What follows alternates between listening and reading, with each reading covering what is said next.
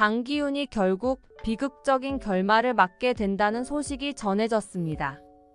이번 영상 끝까지 봐주시면 우아한 제국에 대한 재미있는 이야기를 즐기실 수 있으실 거예요. 장기훈은 계속해서 서희재를 의심하고 있었는데요. 하지만 서희재도 만만치 않은 사람이었어요. 장기훈은 서희재의 뒤를 밟아서 서희재와 정우혁이 계속 만나고 있다는 사실에 분개했지만 아직도 장기훈이 모르고 있는 사실이 있었습니다. 장기훈은 제클린에게서 서희재의 정체를 들었습니다. 과거 제클린은 서희재의 뒷조사를 의뢰해서 서희재가 재벌 상속녀가 아니라는 사실을 알아냈는데요. 그걸 장기훈한테 말했지만 서희재한테 빠져서 허우적대던 장기훈은 그게 제클린의 시기심이라고 생각하고 그 말을 믿지 않았습니다. 하지만 이젠 상황이 완전히 달라졌어요. CCTV를 고친 장기훈은 서희재가 자기 방을 뒤지고 다녔던 도둑고양이라는 사실을 알아챘습니다. 서희재가 자기를 사랑하지 않는다는 것도 알게 되면서 제클린이 자기 편이라고 생각해버렸는데요. 그래서 제클린한테 서희재의 뒤를 캤던 흥신소 연락처를 받아냈습니다. 제클린은 흥신소가 잠수를 탔다면서 전화해도 없는 번호라고 나올 거라고 했지만 장기훈은 어떻게든 번호를 추적할 생각이었는데요. 제클린은 서희재의 정체를 장기훈이 알게 되면 장기훈이 돌변할 것을 걱정했죠. 그래서 서희재한테 장기훈이 서희재를 의심하고 있다는 것을 알려줬는데요. 하지만 서희재는 다시 장기훈의 집으로 들어온 제클린을 믿지 않았어요. 제클린이 장기훈의 집으로 들어온 건 목숨을 걸고 복수를 하기 위해서였잖아요. 그 복수를 완성하기 위해서는 서희재마저 속여야 했던 입장이라 제클린은 자기가 장기훈을 다시 차지하러 돌아온 것처럼 행동했습니다. 하지만 장기훈이 서희재를 의심하기 시작한 비상 상황에서는 더 이상 서희재를 속일 수가 없었어요. 그래서 장기훈한테 비참한 꼴을 당하기 전에 네가 먼저 도망치라고 하면서 자기가 장기훈한테 복수를 하겠다고 했습니다. 서희재를 의심하게 되면서 제클린을 믿게 되는 상황을 이용하려고 했던 건데요. 장기훈이 자기를 믿게 되면 복수가 쉬워진다는 제클린의 말에 서희재는 머리가 복잡하게 돌아가기 시작했습니다. 제클린은 자기한테 무슨 일이 생겨도 자기를 도와주지는 않아도 되는데 자기가 잘못되면 요양원에 있는 엄마한테 자기를 기다리지 말라고 전해달라는 부탁을 했죠. 제클린이 장기훈의 집으로 들어온 건 말 그대로 목숨을 건 복수를 위해서였으니까요. 제클린은 자기도 죽을까봐 겁이 나서 악몽까지 꿀 정도였지만 제클린에게도 목숨까지 내놓고 복수를 해야 할 이유가 있었습니다. 장기훈 때문에 함정에 빠져서 뱃속에 아기를 잃은 일이 제클린에게는 장기훈에게 목숨 걸고 복수를 해야 하는 이유였어요. 탁성구는 아주 유능한 비서였습니다.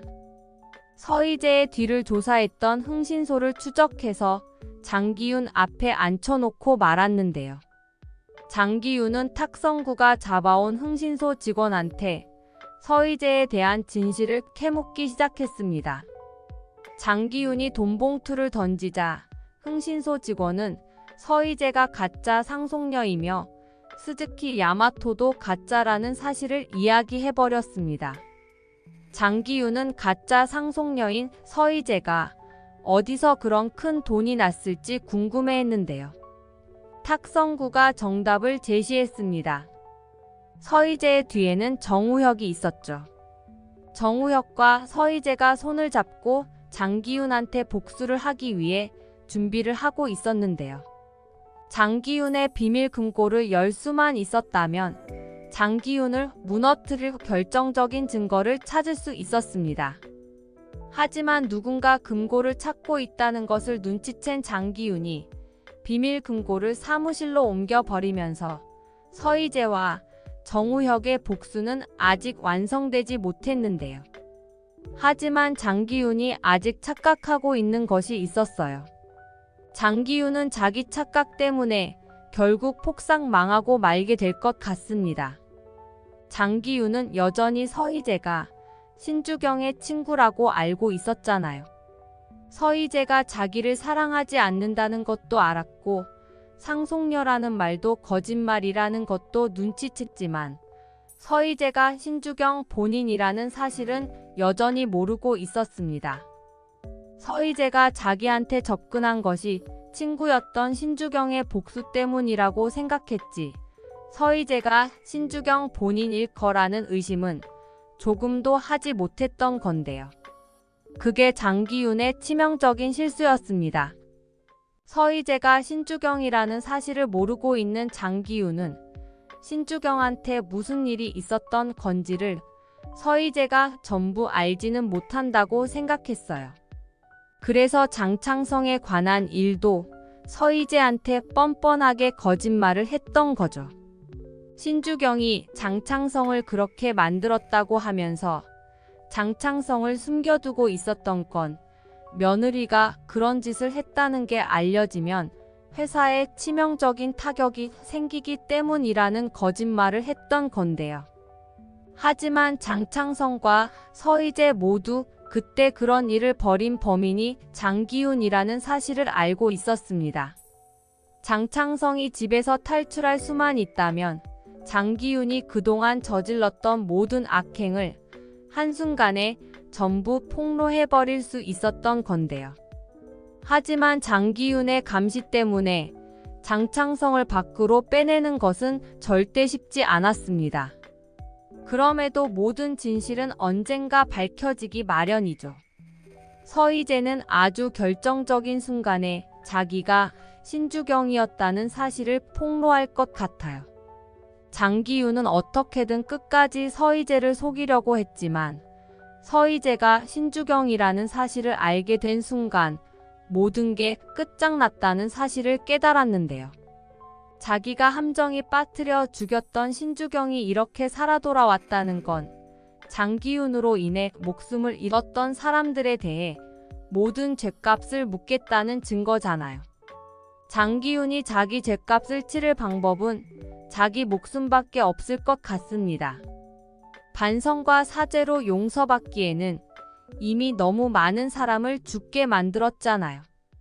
충격을 받은 장기훈은 신주경에게서 도망치려다가 결국 사고를 당하고 말았고 그렇게 목숨으로 자기 죗값을 치르게 되는 비극적인 결말을 맞게 되는 모습을 볼 수 있었으면 좋겠네요.